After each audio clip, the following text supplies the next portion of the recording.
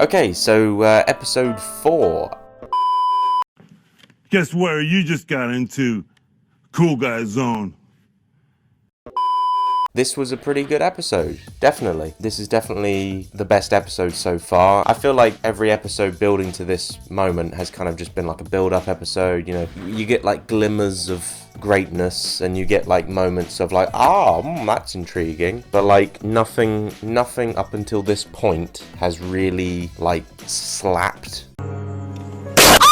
If you know what I mean, nothing's really like slapped you in the face and said, yes, this show needs to exist, and this is the reason why this show needs to exist. So yeah, this is the best episode. You get some pretty cool like action scenes, great lightsaber fights. The lightsaber fight between Sabine and the mentally ill looking girl was pretty good. Like, I liked that, again, it wasn't like Sabine beat her really easily or whatever. It was kind of like a draw. So again, not a Mary Sue. I have to keep on sort of like bringing up the fact that Sabine is not a Mary Sue. You know, she's still not powerful. In fact, the mentally ill person says to her, "You have no power." So, you know, it's true. She has no power. You have no power. And then, yeah, there was a fight between the guy with the mask, who's called Marok, and it's a little bit disappointing that he just ended up being a green smoke, you know, just green smoke inside of a suit. Bit disappointing because there were so many like theories and things that I had built up in my head of, who is he? You know, is he a clone of Anakin? Is he a clone of Luke? You know, is he maybe like, I don't know, whoever that character was, Kanan? Yeah, like I thought, is it him or is it Ezra? You know, so many theories and speculation, but obviously he's none of those things, and he's just green smoke.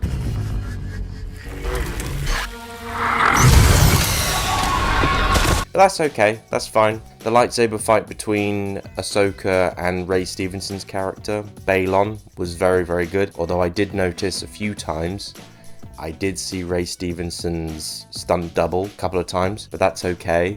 It's a TV show, it's not real. There was just little moments where I just noticed and it took me out a little bit. And Ray Stevenson, again, he's stealing the show. He's like literally the highlight of this show. And I'm not just saying that because, you know, rest in peace, Ray Stevenson, but also just because he is really, really good in this show. He's a good villain.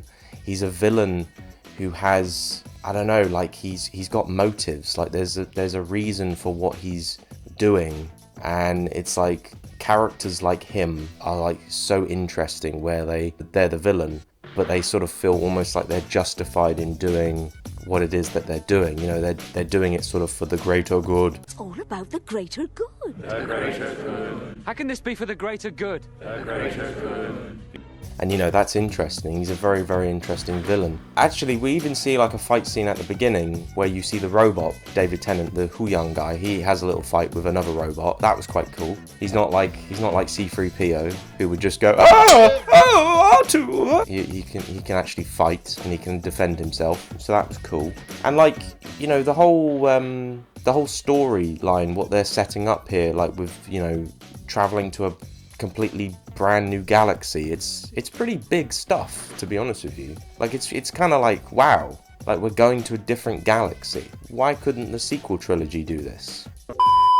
You get a nice little cameo from Hayden Christensen back as Anakin. It wasn't like, oh my god, it's Hayden Christensen as Anakin. It wasn't a huge big deal because we had obviously already seen Anakin in the Obi-Wan show last year, so it wasn't like mind-blowing, but still, it was pretty cool to see him, and they're in obviously this world between worlds kind of place. And I know a little bit about that because I've seen it online. I've seen like things online about that. I haven't actually seen the episodes of Rebels, but I've seen people like talk about it on YouTube and stuff, and that's pretty cool. So yeah, I mean, I'm excited for the next episode. It's going to obviously they're doing some really, really interesting things, and this episode really like left you on a cliffhanger and made you kind of feel like, yeah, I mean, I need to see the next episode. I need to find out. And yeah, I'll be honest, like I feel enthusiastic now about this show. Like, because before, like last week, I was really like kind of struggling to get going with my review. Like I was really kind of like procrastinating. Like I was just like, oh, I gotta record a review. I gotta do a review. It's like, oh, I can't be arsed. As time went on, I was just like, oh, okay, all right, look, I've got to do it, because there really, like last week, there wasn't really a whole lot to talk about. It was just an action scene episode, you know. There wasn't really anything to it. It was just a space chase. But no, this episode was great. Again, Ray Stevenson, fantastic. Seeing Anakin again, great. The lightsaber fights were entertaining, and it's now, I feel like it's shaping up. It's getting interesting, and we're going places, you know. They're doing something big with Star Wars that they've never done before. And I wish actually, like, because obviously you see Anakin at the end as a Force ghost, but like, I wish they would do more with Force ghosts, because like in A New Hope, when Obi-Wan is fighting Darth Vader, he says, "Strike me down and I shall become more powerful than you could possibly imagine." And I never really understood that, because you know, he strikes him down and then he becomes a Force ghost. You know, he disappears and he becomes a Force ghost.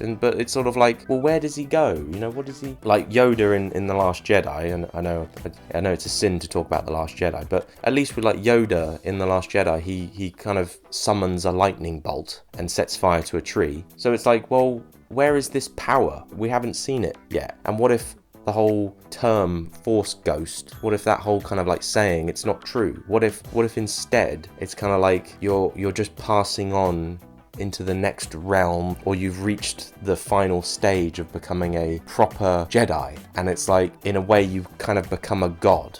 It would be like interesting to see a Star Wars film or a show or whatever to have like Force ghosts having to like intervene like the gods, you know, being like, right, okay, shit's getting real, we've got to now intervene, and now we've got to get involved, we've got to help Rey fight Palpatine, we've got to intervene. So I just sort of feel like, you know, like the whole saying of, you strike me down, I will become more powerful than you could possibly imagine. You know, let's see that. Let's see Force ghosts actually show us being powerful and badass. Credits will do fine. No. Credits will do fine. Okay. Credits will do fine. Do you think you're some kind of Jedi waving your hand around like that? Anyway, I'm mumbling on and I'm going on. I'm waffling on. I'm so sorry about that. But I'm a big passionate Star Wars fan, and I want it to be good. And I feel like this episode was very, very good, and I'm excited for what is to come next. You know, I'm actually hooked now. Before it was a bit meh, but it's good now. I'm feeling like it's in a good place, and we're going somewhere. So anyway, I'm going to finish this off and just say goodbye to you. Subscribe to my channel, please. We have reached 200 subscribers, 201 to be specific. But yes, let's keep going. Let's keep going. Let's get me to 1,000. It would really, really help me out. So yes, thank you.